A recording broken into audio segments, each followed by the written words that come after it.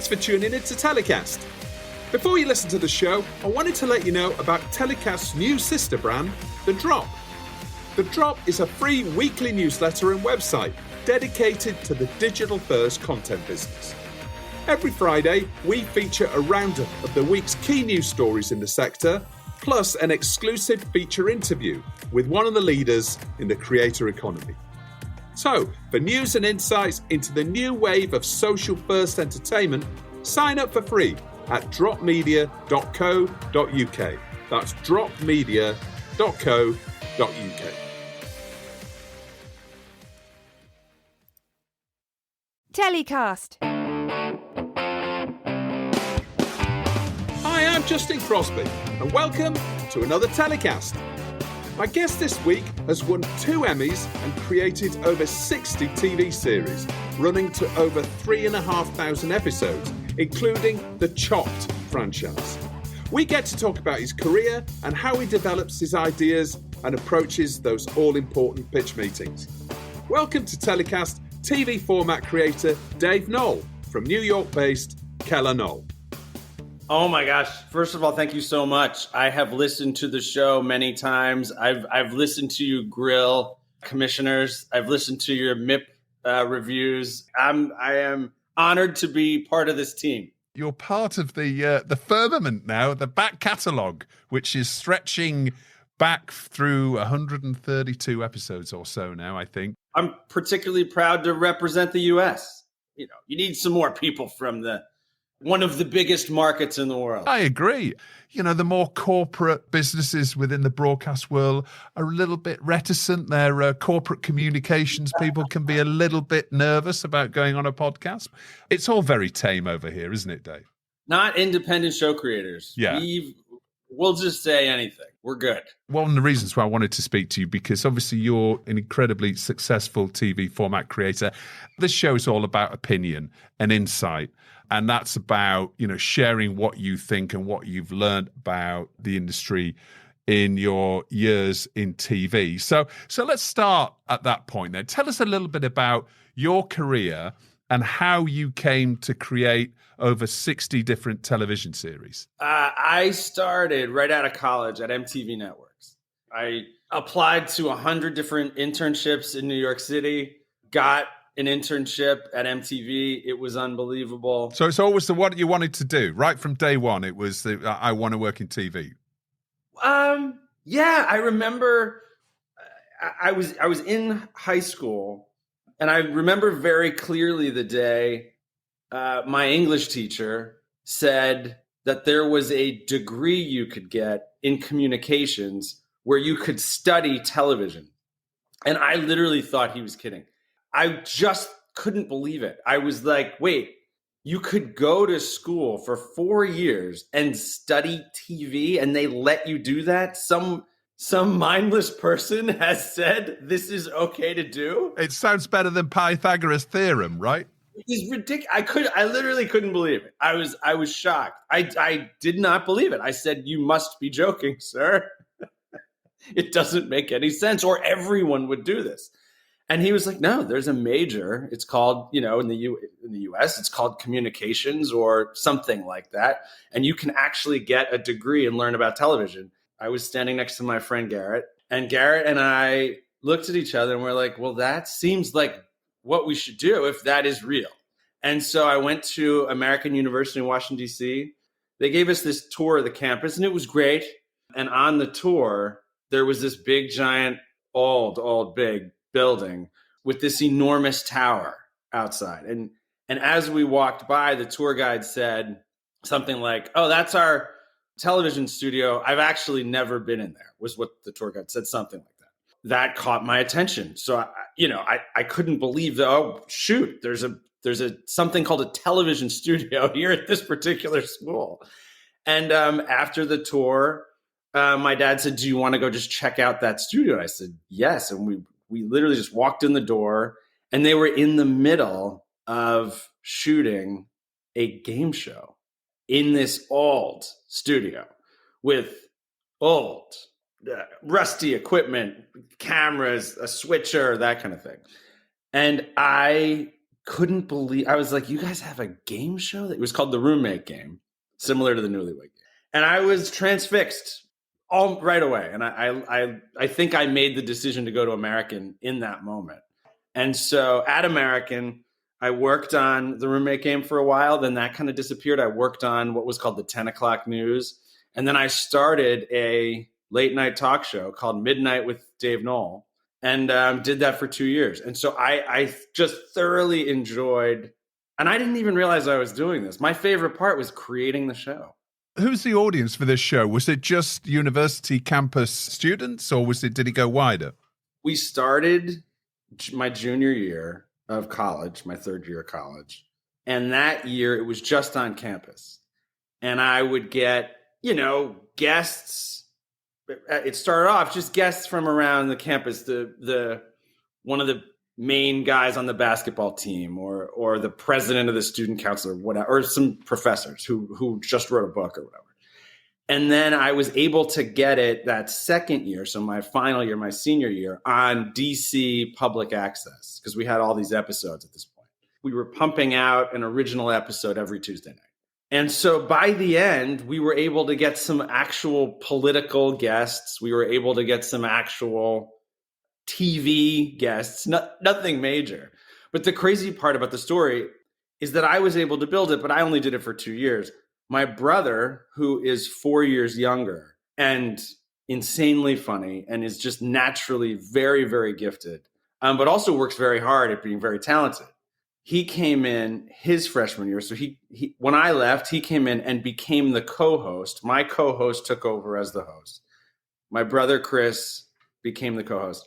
Then his sophomore year, he took over as host, and it became a 10 times better show. So it taught me that if you can create something in television and work hard to build it, it can actually become a thing. His show was literally seen all over DC. People talked about it. People wrote about it. And then the crazy part was then I started working at, as I say, at MTV Networks. And once Chris left, he had done, say, 100 episodes. We put clips together, pitched that show to MTV, almost got it on MTV. It was very, very close to 10 episodes at MTV. Didn't get it. Heartbreaking. I went about my business, my day job. I was producing at VH1 at that point. Chris started getting commercials. He started getting movie roles, but, small stuff. And then we pitched it to Comedy Central, I don't know, 7, 8 years, or maybe 10 after I created it. We got it on Comedy Central, and it was called, they renamed it. It was called The Chris Wilde Show, because he had to change his name when he went to Hollywood. So they called it The Chris Wilde Show starring Chris Wilde. And we got a pilot. We then got it to series, and we got 10 episodes. And that, to me, was the magic of flipping television. Here's a thing I created with a couple of friends in college. And then 10 years later, we're in this enormous soundstage, and they're building the set. And then in the next room, in this enormous empty soundstage, there's this huge U-shaped group of tables. And at the head was my brother and me, the creators of the show and the host of the show. And we're passing notes back and forth. There's all these very serious people there, very professional, very talented people. Obviously, a lot of money was on the line, and we're passing notes back and forth. I wrote something like, wow, this is good times. He crossed that out and he said, this is great times. And that has held with me my entire career. The thought of, if you're working in television, if you're creating TV, if you're trying to bring entertainment, education, information to the masses, just keep in mind the whole goal isn't just to have a good time. The goal is to have a flipping great time. That's hard to do many days. Justin, it's hard many, many days. And so you have to kind of wake up and go, today's the day. Today's the day we're going to create the next gigantic hit show. Today's the day we're going to pitch a show that will last for 1,000 episodes in 10 years, and there's going to be versions all over the world.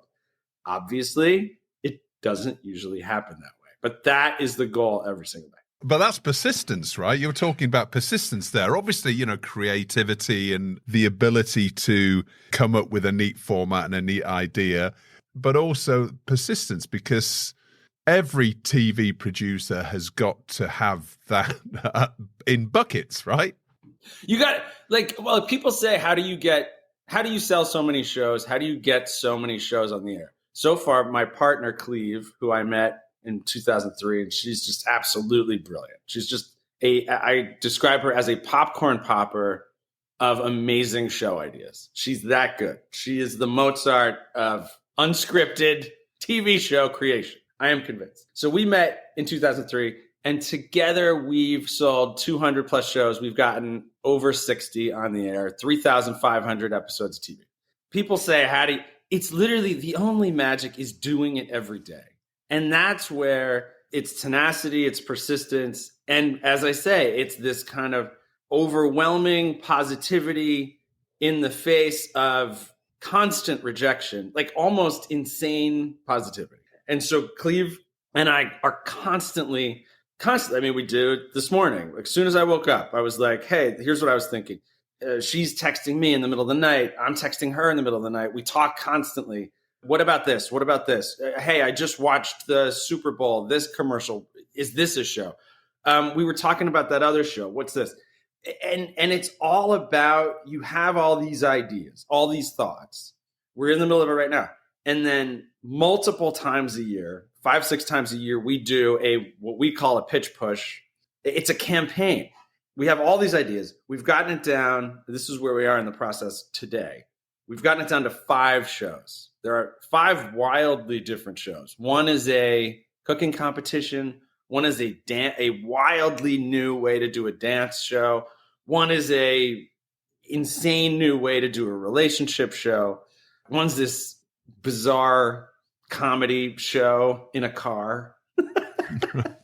And you have these ideas. And now what we have to do is say, okay, let's look through all the notes from all of our meetings in the last 3 months. Let's look through all of the information that we've gotten from Real Screen, Deadline, Variety, Hollywood Reporter, shows like yours. Our agents give us notes.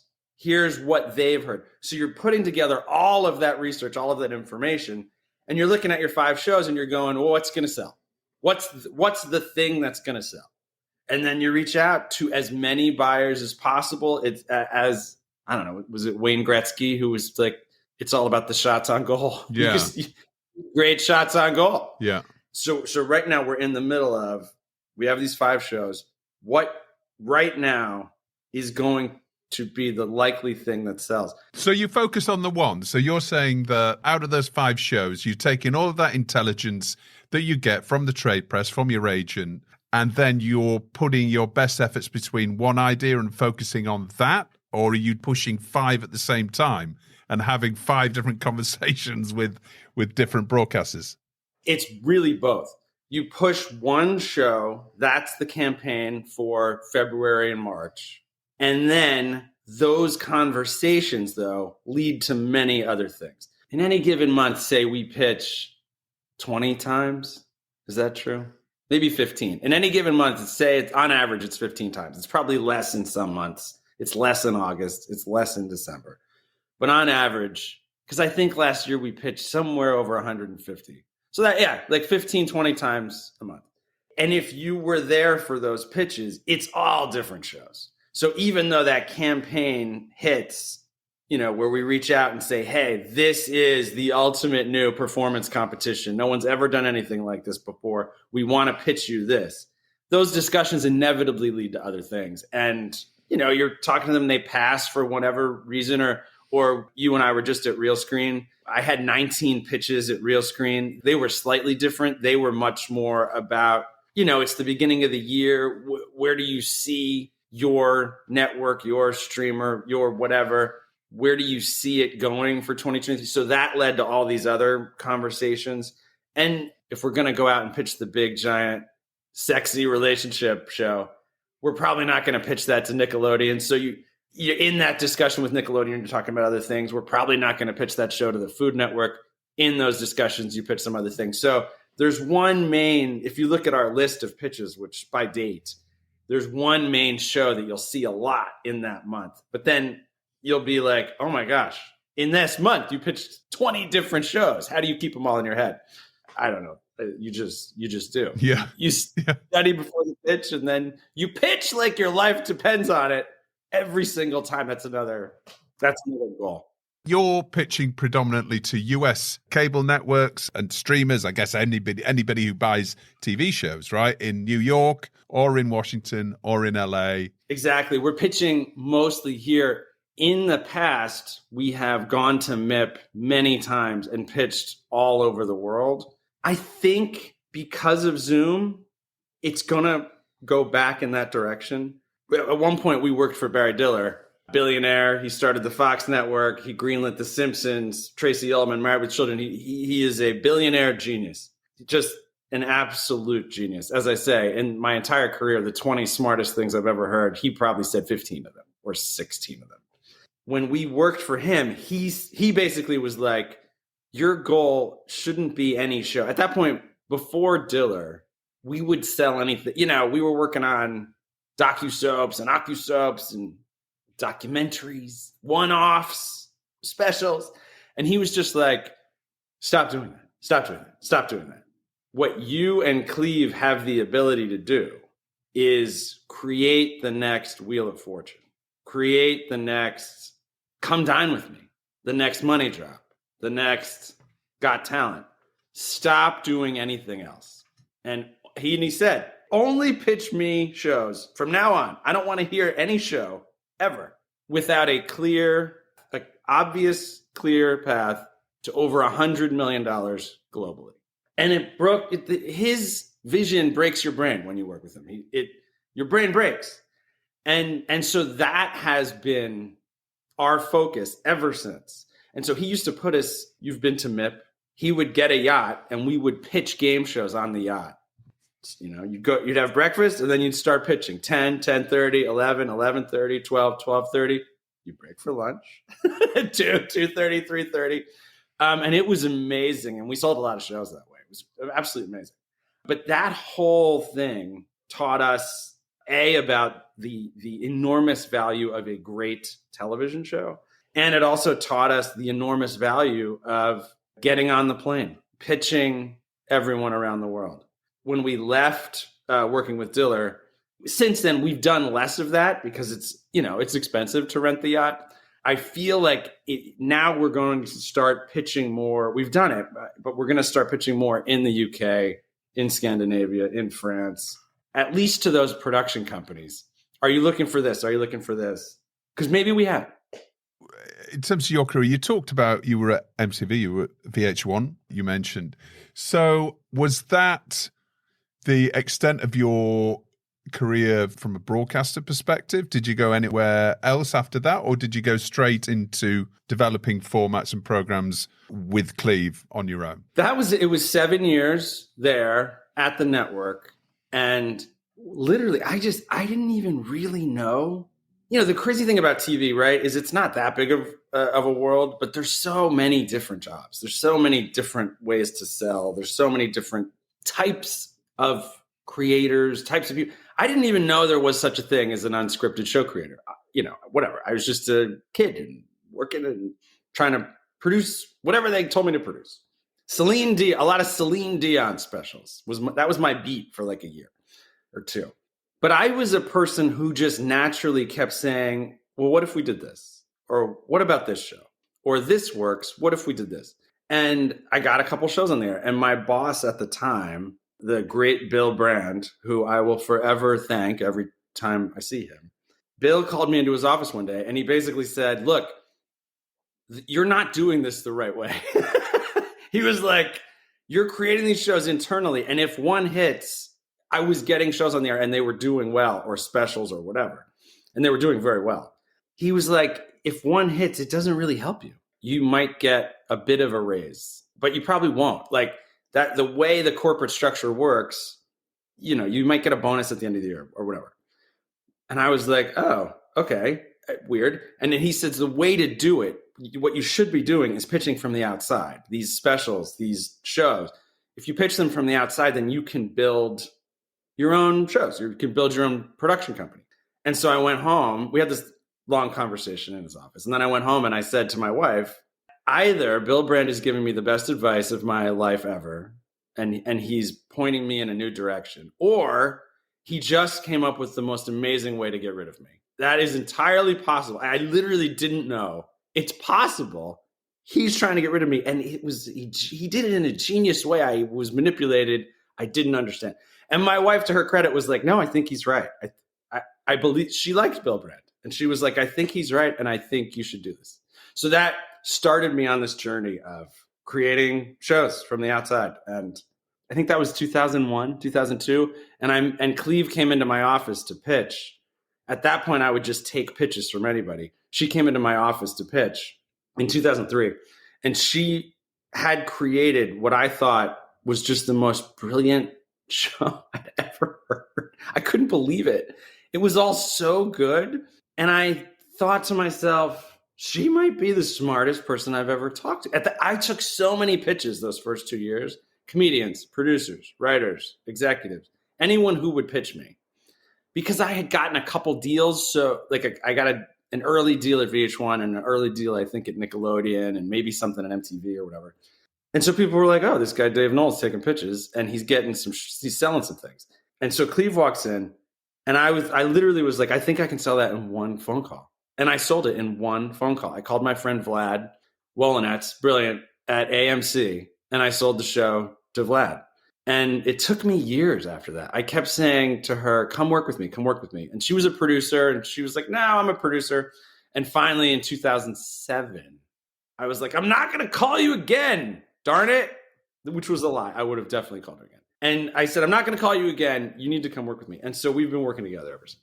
I suppose one of your best known formats is called Chopped.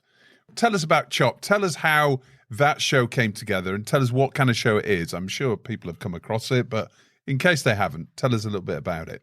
Chopped is a standalone, self-contained cooking competition, 1 hour, where there's 4 chefs and 3 judges. They each cook an appetizer. There is a basket of ingredients. They have no idea. So they open this basket of ingredients and they cook. And then one is eliminated. The person who cooks what our judges say is the worst appetizer, that chef is eliminated. That chef is chopped. And so now there's 3 chefs left. They each cook a main course. At the end of that, 1 chef is chopped. Now there's 2 chefs left. It's the dessert round, appetizer, main course, dessert. And 1 chef is chopped and 1 wins $10,000. So this was back, I don't know, 2006, 2007. Cleve and I were in New York and we were working with this guy, Mike Krupat, who is still in TV, still creating formats, based in LA. Brilliant, absolutely brilliant dude. And I was about to pitch Charles Norlander at the Food Network. If anybody's ever met Charles Norlander, what you know about Charles Norlander, he's crazy smart, he's crazy intimidating, he's always better dressed than everybody else. We used to call him the Wizard because he had these circular glasses and he looked like a wizard. And he was really smart. And so I was on the phone with Mike and I said, I've got this pitch coming up in a couple days and I don't like whatever we have, whatever. And at that point in time, Mike and I were obsessed with this trashy show called Eliminate.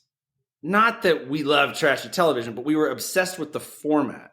And Mike and I, Cleve creates in this insane way. As I say, she's a popcorn popper. She's a fireworks display. She's and it's like, it's amazing what comes out of her brain. Mike and I would say, are much more analyzers. We dissect things. It's more cerebral, I guess. So we were obsessed with this format called Eliminate, where it was a woman, again, standalone show. She was dating 4 guys. Over the course of the date, she would eliminate one after another until there was 2 left. And then she would eliminate one, she would pick the other one, and then they would jump into a jacuzzi together and fall in love. And I'm sure, spend a lifetime together. No, they would jump into a jacuzzi together. It was a very kind of naughty, trashy show. But we loved that format. And so on the call, Mike said, well, what if we were calling them 4-3-2-1s. And now, at least in the US, people refer to shows like Chopped as a 4-3-2-1. Back in the day, Mike and I were just that's a term we created. Oh, it's a 4-3-2-1. Maybe we could do a 4-3-2-1 for Court TV. Maybe we could do a 4-3-2-1 for MTV. Maybe we could do a 4-3-2-1 for Discovery. What would that look like? So Mike says, well, what if we did a 4-3-2-1 for Food Network?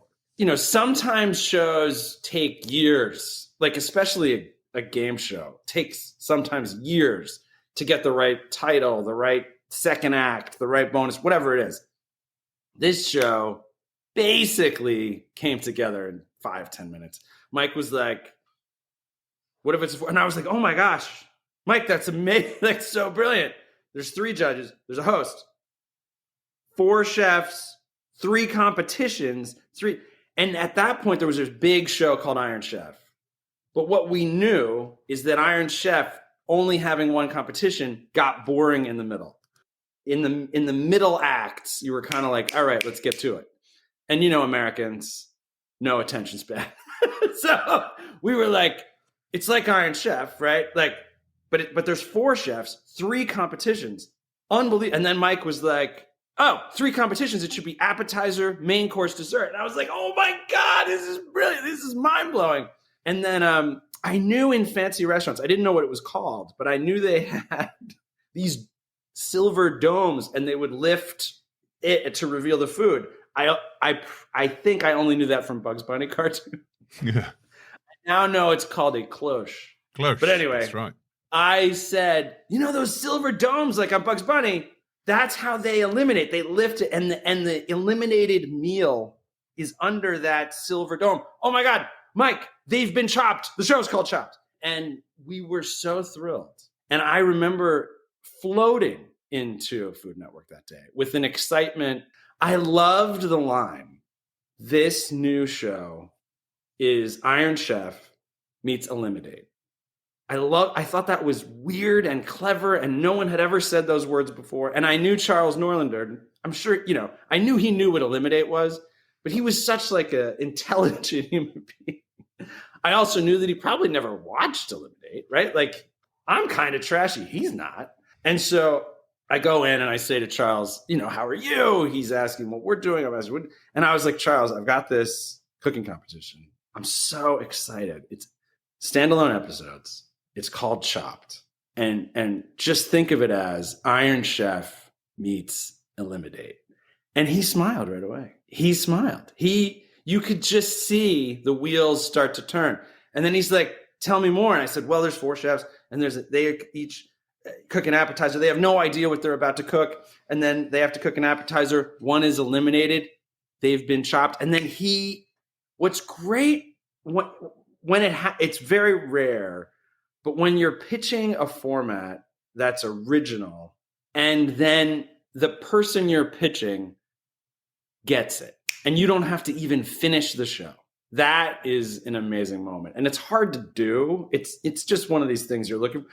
In this particular case, it had a title that was great immediately, and it had a hook. Also, he knew more than I did. He knew that Iron Chef would lose viewers halfway through. So it worked. So now we just crossed 950 episodes across the franchise. So there was Chopped Canada, Chopped Sweets, Chopped Junior. There's a great version in Dubai right now. It's amazing. It's a flipping great show. Wow. It's unbelievable. My favorite show. Yeah, well, it's an incredible success. Now, you've won 2 Emmys. Tell us what those are for. Like years ago, as I say, when we were doing lots of different kind of stuff, we did a documentary on the life of Johnny Cash. It was amazing. I loved it, and we won an Emmy. And then crazy, one of the early digital Emmys, I think it was like the first year they gave them out, or this, I don't know, second, whatever. We did a show called Book Obsessed, and our partner was Barnes & Noble. It aired on Barnes & Noble 10 years ago, 12 years ago. So you would go to barnesandnoble.com and you could buy books, and then there were shows that they had, similar to kind of to what Tastemade is doing now and a lot of sites are doing now. But Barnes & Noble way ahead of time. And so we did a show called Book Obsessed, and each episode, the whole hook was there are people who like books, there are people who love books, and then there are the book obsessed. So it was kind of like hoarders for books. And then you met these weird, crazy people who their house was just full of books. Like one guy had to cut cut the legs off of his dining room table, his wife was not happy because he didn't know where to put the books. So he stacked the books and they were the legs of his dining room. Oh my God, that sounds such a nightmare. Yeah. But, you know, great characters, right? Which is what exactly right. Many people in TV crave. And we heard a lot of that at Real Screen, didn't we? Everybody's going back to looking for crazy characters in the backwoods of Canada or whatever, you know. What's old is new again. Yeah. I was on a panel where the executives, the commissioners were saying, pitch us stuff that you created 10 years ago, because there's this hunger now for two things, especially in the US. Big audiences, even niche places now want the biggest possible audience. Even if they're focused on women, they want the men too. A lot of places, they want the kids too or whatever. And then they want hooks. They want, you know, if you're Netflix, you have all these tiles, you need a tile that people are going to click on. And then once they click on it, you need that promo. Is It Cake is a great example. Love is Blind, you need a hook where people are going to go, I have to watch that. I have to see what this is about. Are we talking about a new wave of sort of immediacy, if you like? Do you think the streamers are changing the game when it comes to TV formats in the same way that short form content, it's about getting those messages in the first frame? We talked to Brandon B on the show last week, and he was talking about the way that digital first content has moved from the early days of YouTube, which was the first minute or first couple of minutes. So you've got to get the concept, which has become shorter and shorter as more short form content has become popular, like stuff on Snapchat and Reels and YouTube Shorts now. It's about getting the first frame. Do you see that relating to longer form shows that streamers are now commissioning? Do you think that still holds true? I think it's 90% of television. You know, they're asking for existing IP. They're asking for unscripted. They're asking for big, giant adventures. What you want is shows that will hook not a TV audience, that will hook a TikTok audience instantly. What is it? Is it dragons roasting people? Is it sex? Is it Euphoria? Is it Zendaya? Right? Is it, what about this show? Is it Meryl Streep joining Only Murders in the Building? What about this show, whether it's scripted or unscripted? What about this show is so hooky and addictive instantly? Masked Singer.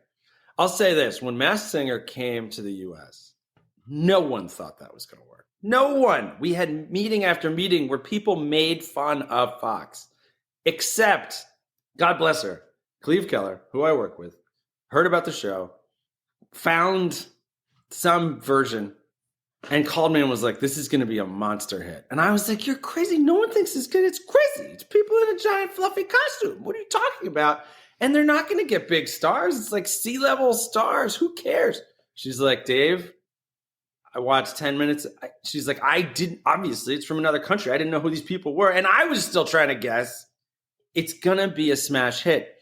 And that's why, right? It has the sizzle of some enormous celebrity could be behind this crazy flamingo costume. And then it has the sizzle, the steak. It has the steak, there's the hook, but then also there's this through line of you can't not guess. You have to guess. I defy anyone to flip that show on 5 minutes in, 25 minutes and whatever, and not try to guess. I've seen it happen with family members who would be like, I would never watch this show. They guess. When the show's on, they guess. It's amazing. So that, to me, is what everyone's looking for. What is the big, splashy, eye-popping, as I say, TikTok-style hook that you've never seen?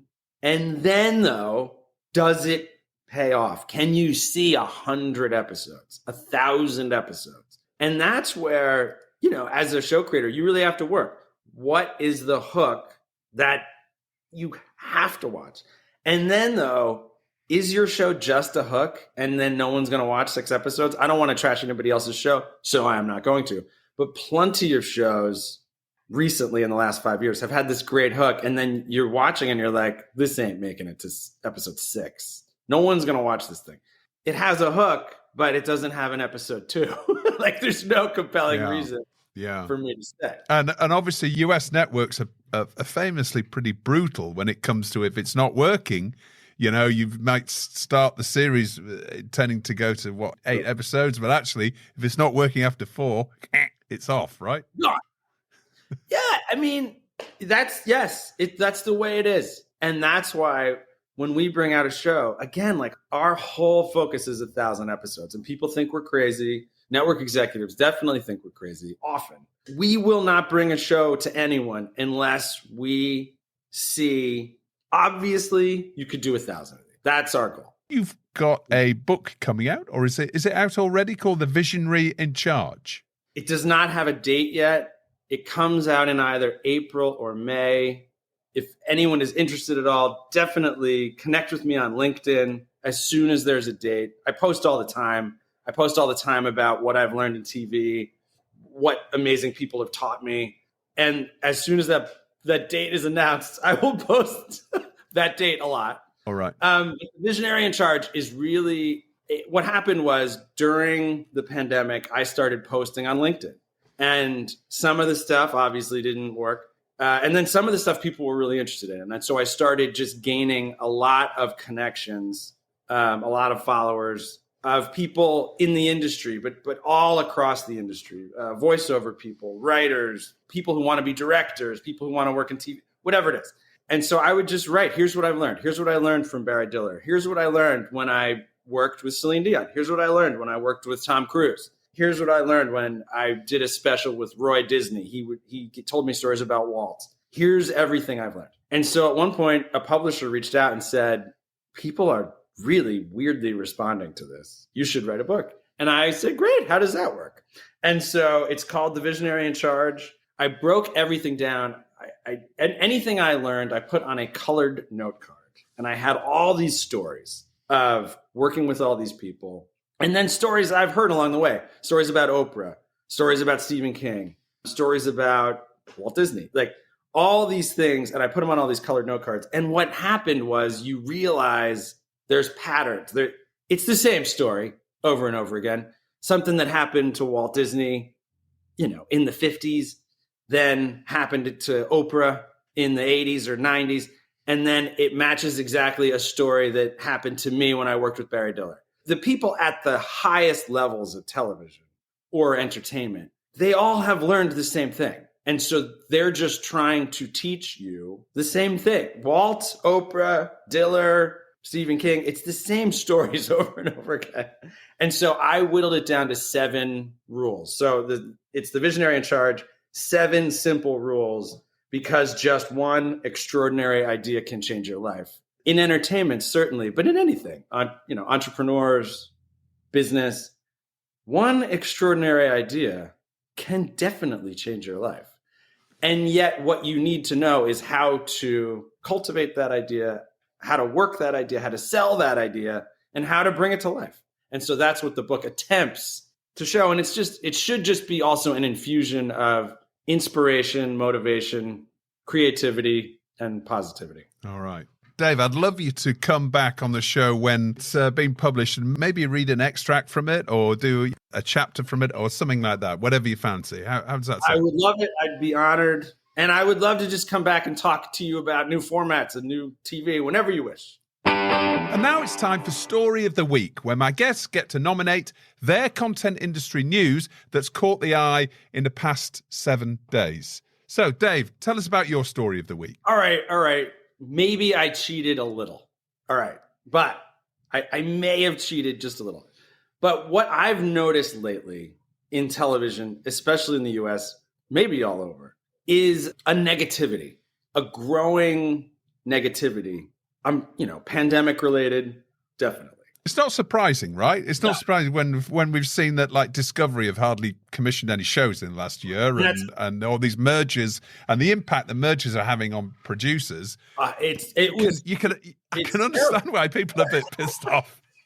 And the impact mergers are having on executives, obviously, who all of a sudden have a new job, all of a sudden have a new boss, or all of a sudden don't have a job. So there's this kind of negativity, and you definitely saw it, I'm sure, when you went to Real Screen. I had meeting after meeting, and I was like, and so what I did when you said, take a look at the news, the entertainment, the television news in the US over the course of the last week. As I say, I cheated a little. What I started noticing was, even though, yes, there's this negativity, and yes, I totally get it. We lost a ton of shows, a ton of deals in the last couple of years because of these mergers. But what I noticed is there's so much good news, especially just looking at the basic stuff from 2022. If you look at the top 15 streaming series of 2022, so these are gigantic shows. This is Stranger Things, right? These are the top 15 streaming shows. Number 8 is Love is Blind. And I'm just like, there is a straight down the middle, great title, great hook, well-produced show. It could go for hundreds of episodes. It's a success story that people really don't talk about as much as they talk about Stranger Things, Wednesday, et cetera, et cetera, et cetera. Number 12 is the Great British Baking Show. That's unbelievable, right? It's a cooking competition. It's over the course of a season. But what they did was, it's one of the most beautiful shows. It's a reach through the TV and grab that cake show. And yet it's the overwhelming positivity of that show. I've watched a season and you get sad at the end that it's over. You're like, I just want to be with these people and hang out. If you look at the top 3 entertainment shows in the US from fall of 2022, all 3 are unscripted. Number 1, number 2, number 3. Number 1 was The Bachelorette on ABC. Number 2 was Survivor on CBS. Number 3 was Big Brother on CBS. Unscripted to me is, yes, I love Stranger Things. I love House of the Dragon. There's so many scripted shows that I love. But unscripted, man, is where gigantic, decade-long hits. That's where it is. People say there's a lot of money in TV. True. Diller taught us this ages ago. Barry Diller, who we worked with. Long after these kind of like blips are gone, long after Game of Thrones is gone, long after these massive Seinfeld, whatever, these scripted shows that come and go, Got Talent is still going to be producing episodes somewhere. Wheel of Fortune is still, Family Feud, Family Fortune. There's these unscripted shows that Great British Baking Show, that could go on forever. It's an amazing show. And I want to remind people that the 3 biggest entertainment shows in the US in the fall were The Bachelorette, Survivor, and Big Brother. That's among the 18 to 49-year-olds or whatever. That was the good news, I think. There's still big, gigantic shows. So we're looking at potentially a writer's strike in LA at the moment. Do you think that could potentially have a benefit for unscripted commissioning? Do you think that's realistic? What's amazing about television, and even specifically unscripted television, is almost anything affects it positively. And this is, again, because I've been doing it now for 20 years. When there's a writer's strike, they lean on unscripted TV executives to come up with new stuff. When there's a recession, some buyers can't afford scripted shows anymore. And yet in a recession, more people watch TV than when there's not a recession. They're stuck inside doing nothing. So you lean on unscripted executives. In a pandemic, it was stunning to me when people were like, well, we're not going to greenlight shows. It's like everyone's sitting at home. Greenlight shows. And you felt it. There was a wave where everyone was kind of unsure. And then a wave where, I think it was 2021, whatever it was, we sold 10 shows in like 6 months, whatever. Like, it was just an overwhelming wave of, oh, shoot, everyone's sitting at home. We can't afford scripted shows. We need unscripted shows. So I just have noticed in the last 20 years, all of these things lead to positive things for unscripted executives or unscripted, anyone who works in unscripted TV. And Dave, now it's time for you to nominate your hero of the week and tell us who or what you're telling to get in the bin. So first of all, who's your hero of the week? Hero of the week. And it's not because I'm on with you. It's not like you asked me hero of the week. This is not, I'm not pandering to your audience, but We just had a major event here in the US. It was called the Super Bowl. It is still the biggest thing that happens every year. 100 million, whatever it was. And a big deal in the US is who gets that slot after the Super Bowl, because everyone's watching it. And on the East Coast, it ends at 10 or whatever. On the West Coast, it ends at 7. In the middle of the country, it ends at 8. It is a very big deal who gets that slot. And flipping Gordon Ramsay gets the slot. It's unbelievable. Next Level Chef. I've never worked with Gordon, but the 3 stars of that show are Gordon Ramsay, Richard Blais, and Naisha Arrington. I've worked with Blais and with Naisha, who are just 2 of the greatest people I've ever worked with. And they are television stars and culinary stars. So my hero is Gordon, Next Level Chef. That's unbelievable. Yeah, who you chucking in the bin? Who's in the bin? Negativity. And I know is that it's just, let's stop. If you've been laid off, I totally understand, and you can be negative. Everybody else, there's still 30 or 40 U.S. buyers. There's always been 30 or 40 U.S. buyers. Buyers come, buyers go, but there's going to be gigantic unscripted hits this year. There's always 2 or 3 that take off and last for decades. Negativity's in the bin, positivity's in. Let's all create something awesome and be proud of it. All right, Dave. Well, that's a perfect note to end on as we look forward to the rest of the year. Thank you so much for coming on TellyCast. It's been fantastic having a chat with you. We could go on. We could do a part 2 and a part 3, right? So there's who knows as much about TV and formats. It's unbelievable, as you do. Thank you so much. Yeah, thank you. Will we see you at MIP TV, or where will we see you in the UK or in Europe next? I hope to be at MIP TV. Well, we might see you at on the Croisette then in a few weeks' time. It'd be great if we do. Dave, thanks so much. All the best. Awesome. Well, that's about it for this week's TellyCast. As always, thanks a lot for listening. I hope you enjoyed it. If you did, please share it with friends and colleagues on social media. This week's show was recorded in London and edited, as always, by Ian Chambers. Until next week, stay safe.